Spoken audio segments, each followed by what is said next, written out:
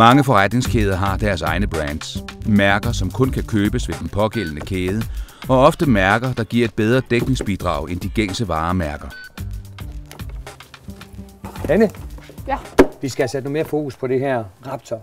Den her udstilling, det duer altså ikke. Nej, det vil jeg godt give ret i.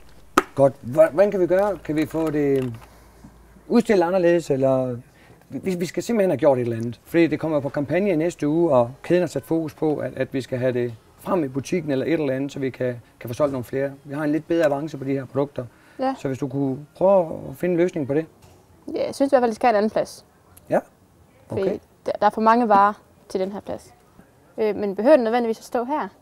Nej, det er dit ansvar. Hvis du bare vil gøre, hvad du kan for at lave en flot udstilling, så vi sælger nogle af de her Raptor-spande, så er det helt fint med mig. Ja.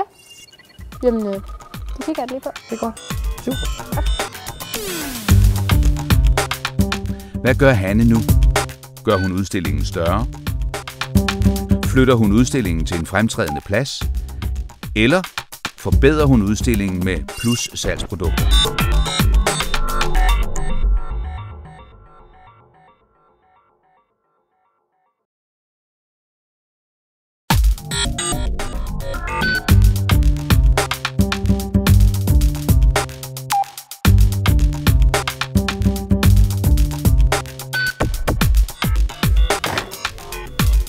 Wow.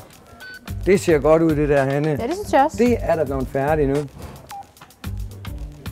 Og du har fået plussalg, og du har fået det hele til at hænge sammen. Jamen, jeg mangler lige det sidste. Kan du det? Ja. Jeg skal lige have noget maling op på den her. Okay. Ja, det bliver prikken over i. Godt gået. Det her, det skal nok flytte noget maling. Sådan skal det gøres.